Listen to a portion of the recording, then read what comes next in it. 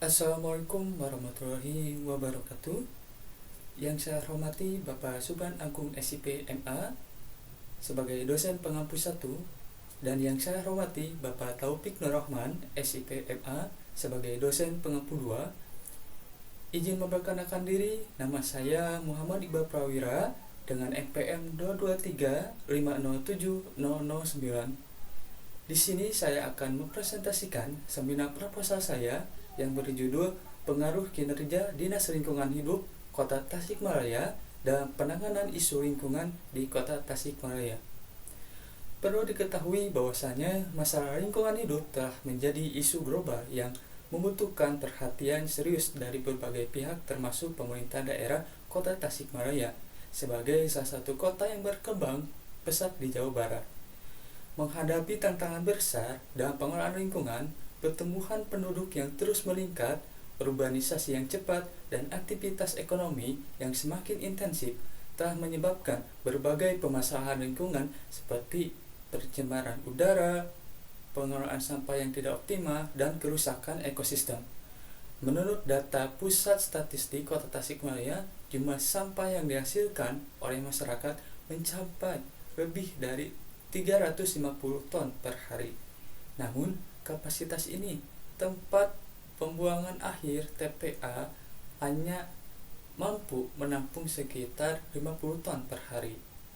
Hal ini tentu menunjukkan adanya ketimpangan antara produksi limbah dan kemampuan pengolahannya. Dinas Lingkungan Hidup Kota Tasikmalaya memiliki peran strategis dalam menangani isu-isu lingkungan tersebut. Sebagai instansi pemerintah daerah yang bertanggung jawab atas pengelolaan lingkungan hidup, DLH Kota Tasikmalaya diharapkan mampu merumuskan kebijakan yang efektif dan melaksanakan program-program yang dapat mengatasi berbagai permasalahan lingkungan. Salah satu kebijakan utama DLH adalah pengelolaan sampah yang diatur dalam Peraturan Daerah Kota Tasikmalaya Nomor 7 Tahun 2012 tentang pengelolaan sampah. Dalam pasal 19 ayat 1 dinyatakan bahwa pemerintah daerah bertanggung jawab atas pengelolaan sampah dari tempat penampungan sampah sementara atau TPSS ke tempat pembuangan akhir atau TPA. Kebijakan ini menunjukkan komitmen pemerintah untuk menyediakan layanan pengelolaan sampah yang baik dan berwawasan lingkungan. Dinas Lingkungan Hidup Kota Tasikmalaya juga telah melaksanakan berbagai program untuk menangani isu lingkungan yang dihadapi oleh masyarakat. Salah satu program utama adalah program Bank Sampah yang bertujuan untuk meningkatkan kesadaran masyarakat tentang pentingnya pengelolaan sampah. Melalui program ini, masyarakat diajak untuk memilah sampah dan menyimpan sampah yang dapat didaur ulang. Dinas Lingkungan Hidup Kota Tasikmalaya juga menjalankan program pemberdayaan masyarakat dalam pengelolaan lingkungan. Program ini tentu melibatkan masyarakat dalam kegiatan-kegiatan seperti penanaman pohon, pembersihan sungai, dan pemeliharaan ruang terbuka hijau. Dengan melibatkan masyarakat secara langsung, diharapkan kesadaran akan pentingnya menjaga lingkungan semakin meningkat. Untuk meningkatkan efektivitas pengelolaan sampah, Dinas Lingkungan Hidup Kota Tasikmalaya juga menerapkan sistem pengelolaan sampah berbasis komunitas. Dalam sistem ini, setiap komunitas diberi tanggung jawab untuk mengelola sampah di wilayah mereka masing-masing. DLH Kota Tasikmalaya memberikan pelatihan dan dukungan teknis kepada komunitas agar mereka dapat menjalankan program pengelolaan sampah dengan baik. Dinas Lingkungan Hidup Kota Tasikmalaya juga aktif dan menyelenggarakan kegiatan edukasi lingkungan di sekolah-sekolah. Melalui program ini, anak-anak diajarkan tentang pentingnya menjaga lingkungan sejak dini. Edukasi ini mencakup berbagai aspek seperti daur ulang, pengurangan sampah, dan pelestarian alam. Kegiatan edukasi diharapkan dapat membentuk karakter generasi muda yang peduli terhadap lingkungan. Dalam upaya penanganan isu pencemaran air, Dinas Lingkungan Hidup telah melaksanakan program restorasi sungai. Program ini bertujuan untuk membersihkan sungai-sungai dari limbah dan sampah serta memperbaiki ekosistem sungai agar kembali berfungsi dengan baik. Dinas Lingkungan Hidup Kota Tasikmalaya juga berkolaborasi dengan berbagai pihak termasuk organisasi non-pemerintah atau NGO dalam melaksanakan program-program lingkungan. Kerjasama ini bertujuan memperkuat kapasitas pengelolaan lingkungan dan meningkatkan partisipasi masyarakat. Melalui kolaborasi tersebut, DLH Kota Tasikmalaya berharap dapat mengoptimalkan sumber daya yang ada dan mencapai tujuan bersama dalam menjaga kelestarian lingkungan. Pentingnya kinerja Dinas Lingkungan Hidup Kota Tasikmalaya dalam penanganan isu lingkungan tidak hanya berdampak pada kualitas hidup masyarakat, tetapi juga pada keberlanjutan pembangunan di Kota Tasikmalaya. Pengelolaan lingkungan yang baik dapat meningkatkan kesejahteraan masyarakat serta mendorong partisipasi aktif warga dalam menjaga kelestarian lingkungan. Dalam konteks ini, penilaian terhadap kinerja Dinas Lingkungan Hidup menjadi sangat penting untuk memastikan bahwa kebijakan dan program-program yang dijalankan benar-benar memberikan dampak positif bagi masyarakat. Dalam konteks pembangunan berkelanjutan, penanganan isu lingkungan tidak hanya menjadi tanggung jawab pemerintah, tetapi juga memerlukan kolaborasi antara berbagai pihak termasuk masyarakat, sektor swasta, dan organisasi non-pemerintah. Penelitian ini nantinya diharapkan dapat memberikan wawasan tentang bagaimana kolaborasi tersebut dapat mendukung kinerja Dinas Lingkungan Hidup Kota Tasikmalaya dalam mengatasi masalah lingkungan. Secara akademis, penelitian ini memberikan kontribusi penting bagi kajian ilmu politik, terutama dalam memahami dinamika kebijakan publik di tingkat lokal, dengan fokus pada kinerja Dinas Lingkungan Hidup Kota Tasikmalaya sebagai salah satu aktor utama dalam pengelolaan lingkungan hidup. Penelitian ini dapat memberikan pemahaman tentang bagaimana kebijakan publik dirumuskan dan dilaksanakan untuk mengatasi masalah-masalah sosial yang ada. Adapun rumusan masalah dapat dirumuskan sebagai berikut. Bagaimana pengaruh kinerja Dinas Lingkungan Hidup Kota Tasikmalaya terhadap efektivitas penanganan isu lingkungan, termasuk dalam aspek pengelolaan sampah, kualitas udara, dan partisipasi masyarakat. Selain itu, apa saja faktor-faktor yang mempengaruhi kinerja Dinas Lingkungan Hidup Kota Tasikmalaya dalam upaya mereka untuk mengatasi masalah lingkungan di Kota Tasikmalaya ini? Dengan rumusan masalah tersebut, diharapkan penelitian ini dapat memberikan gambaran yang jelas mengenai hubungan antara kinerja Dinas Lingkungan Hidup Kota Tasikmalaya dan hasil penanganan isu lingkungan yang ada di Kota Tasikmalaya ini. Adapun tujuan dalam penelitian ini dilihat secara umum, tujuan ini sebagai bahan pembelajaran mahasiswa. Yang kedua, sebagai bahan evaluasi bagi Dinas Lingkungan Hidup Kota Tasikmalaya. Yang ketiga, sebagai media pengetahuan bagi masyarakat. Dan yang keempat, sebagai media proyeksian bagi pemerintah daerah. Adapun tujuan khusus pada penelitian ini, yang pertama, mengidentifikasi berbagai program yang dijalankan oleh Dinas Lingkungan Hidup Kota Tasikmalaya dalam menangani isu lingkungan seperti pengelolaan sampah, pemantauan kualitas udara, dan restorasi sungai. Yang kedua, mengevaluasi efektivitas kinerja Dinas Lingkungan Hidup Kota Tasikmalaya dalam melaksanakan program-program tersebut dan bagaimana hal itu berkontribusi terhadap peningkatan kesadaran masyarakat akan pentingnya menjaga lingkungan. Dan yang ketiga, menganalisis faktor-faktor yang mempengaruhi kinerja Dinas Lingkungan Hidup Kota Tasikmalaya dalam penanganan isu lingkungan. Adapun manfaat pada penelitian ini ialah terbagi menjadi 3. Ada manfaat teoritis, manfaat praktis, dan manfaat sosial. Yang pertama, manfaat teoritis. Tentu saja memberikan kontribusi terhadap pengembangan ilmu pengetahuan khususnya dalam bidang studi lingkungan dan kebijakan publik. Yang kedua, menjadi referensi bagi penelitian selanjutnya yang ingin menganalisis hubungan antara kinerja lembaga pemerintah dan efektivitas program lingkungan. Dan yang ketiga, memperkaya literatur mengenai pengelolaan lingkungan hidup di kota Tasikmalaya. Yang kedua, manfaat praktis. Adapun manfaat praktis pada penelitian ini ialah memberikan masukan kepada Dinas Lingkungan Hidup Kota Tasikmalaya untuk mengevaluasi dan meningkatkan kinerja mereka dalam menangani isu lingkungan. Yang kedua, menyediakan data dan analisis yang dapat digunakan oleh pemerintah daerah untuk merumuskan kebijakan yang lebih efektif dan responsif terhadap kebutuhan masyarakat. Yang ketiga, membantu masyarakat memahami peran Dinas Lingkungan Hidup Kota Tasikmalaya dalam pengelolaan lingkungan sehingga dapat mendorong partisipasi aktif mereka dalam program-program lingkungan. Adapun manfaat sosial pada penelitian ini ialah yang pertama, meningkatkan kesadaran masyarakat tentang pentingnya menjaga kelestarian lingkungan hidup. Yang kedua, mendorong kolaborasi antara pemerintah, masyarakat, dan pihak-pihak terkait lainnya dalam upaya menjaga kualitas lingkungan di Kota Tasikmalaya. Dan yang ketiga, berkontribusi pada terciptanya kondisi lingkungan yang lebih baik, yang pada akhirnya dapat meningkatkan kualitas hidup masyarakat di Kota Tasikmalaya ini. Selanjutnya mengenai landasan teori pada penelitian ini.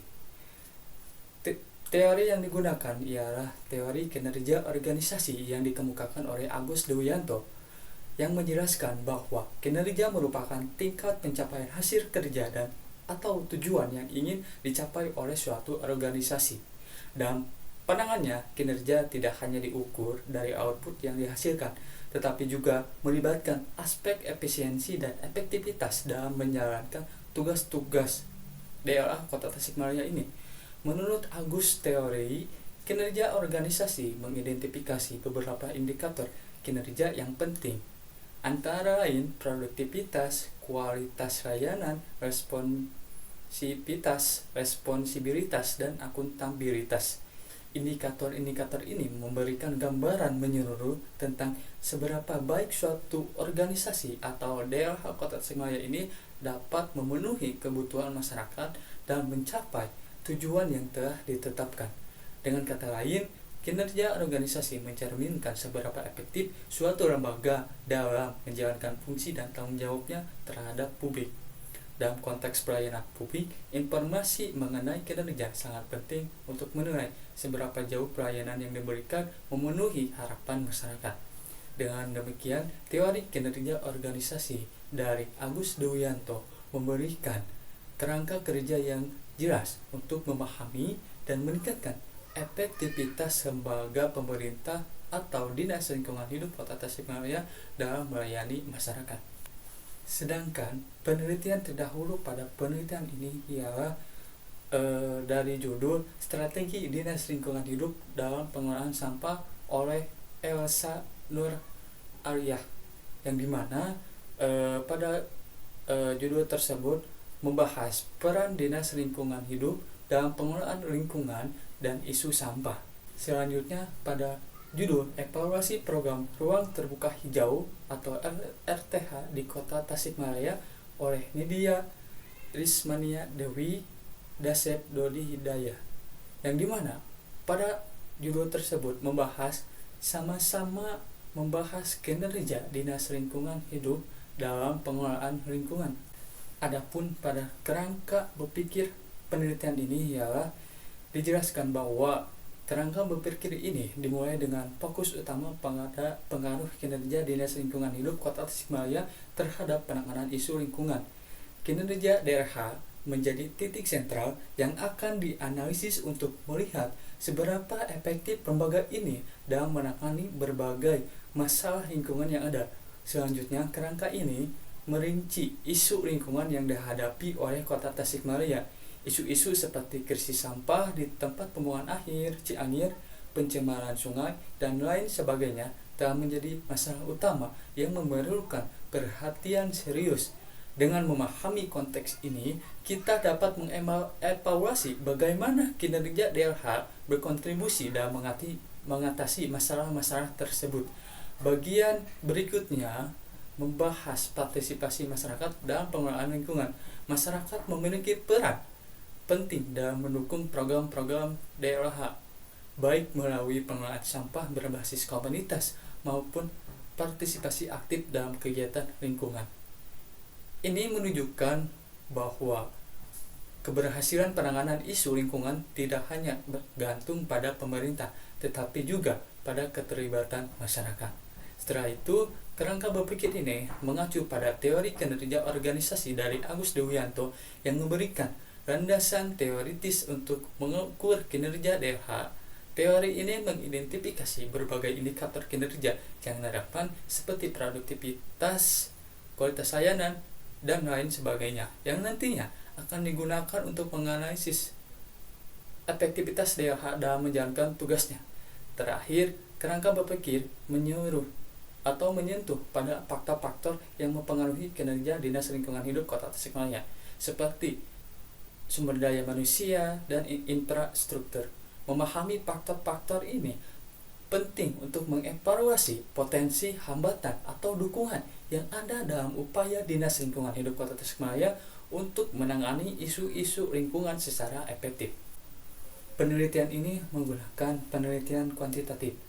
Penelitian kuantitatif adalah metode penelitian yang berfokus pada pengumpulan dan analisis data dalam bentuk angka atau statistis. Tujuannya adalah untuk mengukur variabel secara objektif, menguji hubungan antar variabel, serta menarik kesimpulan berdasarkan data yang dapat dihitung. Penelitian ini menggunakan pendekatan kuantitatif dengan desain studi korelasional untuk menganalisis hubungan antar kinerja Dinas Lingkungan Hidup Kota Tasikmalaya sebagai variabel independen dan efektivitas penanganan isu lingkungan sebagai variabel dependen. Studi korelasional adalah jenis penelitian yang bertujuan untuk mengidentifikasi dan menganalisis hubungan antara dua atau lebih variabel. Dalam pendekatan ini, peneliti tidak berusaha untuk mengubah atau memanipulasi variabel tersebut, melainkan hanya untuk mengamati dan mengukur bagaimana satu variabel dapat berhubungan dengan variabel lainnya. Data yang dikumpulkan ialah data hasil dari kuesioner. Adapun populasinya ya dari masyarakat Kota Tasikmalaya. Populasi masyarakat Kota Tasikmalaya berdasarkan data terbaru populasi Kota Tasikmalaya pada tahun 2024 mencapai 761.080 jiwa berdasarkan dari Badan Pusat Statistik Kota Tasikmalaya. Dengan estimasi populasi untuk setiap kecamatan di Kota Tasikmalaya, pada Kecamatan Bungursari terdapat 70.000 jiwa, pada Kecamatan Ciberem terdapat 85.000 jiwa, pada Kecamatan Cideng pada 65.000 jiwa, pada Kecamatan Cipedes ada 80.000 jiwa, pada Kecamatan Indihang ada 75.000 jiwa, pada Kecamatan Kawalu ada 90.000 jiwa, pada Kecamatan Mangkubumi ada 70.000 jiwa, pada Kecamatan Purbaratu ada 75.000 jiwa, pada Kecamatan Taman Sari ada 60.000 jiwa, dan pada Kecamatan Tawang ada sekitar 56.000 jiwa. Pada penentuan sampel dilakukan menggunakan metode yang dikembangkan oleh Taro Yamane dengan margin error 10%, sehingga dihasilkan menjadi sekitar 100 responden yang dibutuhkan. Penggunaan margin error sebesar 10% ini memberikan fleksibilitas dalam penelitian, meskipun mengembangkan sedikit ketepatan dibandingkan dengan margin error yang lebih kecil seperti 5%, namun dengan jumlah sampel yang cukup, peneliti tetap dapat memperoleh data yang representatif untuk menganalisis pengaruh kinerja Dinas Lingkungan Hidup Kota Tasikmalaya terhadap penanganan isu lingkungan di Kota Tasikmalaya ini. Untuk penelitian yang melibatkan semua masyarakat Kota Tasikmalaya dengan kriteria responden berusia 18 tahun ke atas, teknik sampling yang paling tepat digunakan adalah stratified random sampling. Teknik ini sangat efektif karena populasi masyarakat Kota Tasikmalaya dapat dibagi menjadi strata berdasarkan usia, jenis kelamin, ataupun faktor demografis lainnya. Dengan stratified random sampling, peneliti dapat memastikan bahwa setiap kelompok dalam populasi terwakili secara proporsional dalam sampel yang diambil. Misalnya, jika peneliti ingin memastikan bahwa responden mencakup berbagai usia di atas 18 tahun, mereka dapat membagi populasi menjadi beberapa kelompok usia, misalnya 18 sampai 25 tahun, 26 sampai 35 tahun, 36 sampai 45 tahun, dan seterusnya. Dan kemudian mengambil sampel secara acak dari setiap kelompok tersebut. Adapun data hasil dari kuesioner tersebut nantinya akan diolah menggunakan aplikasi IBM SPSS Statistik 26. Pada penelitian ini menggunakan metode analisis regresi sederhana. Analisis regresi sederhana ialah metode statistik yang digunakan untuk memodelkan dan menganalisis hubungan antara satu variabel independen dan satu variabel dependen. Tujuan dari analisis ini adalah untuk memprediksi nilai variabel dependen berdasarkan nilai variabel independen, serta untuk memahami kekuatan dan arah hubungan antar keduanya. Dalam regresi sederhana, peneliti berusaha menemukan pola hubungan yang dapat direpresentasikan dalam bentuk persamaan garis lurus. Sekian yang saya dapat dipresentasikan pada seminar proposal kali ini. Mohon maaf bila ada kesalahan dan kekurangan. Wabillahi taufiq wal hidayah. Wassalamualaikum warahmatullahi wabarakatuh.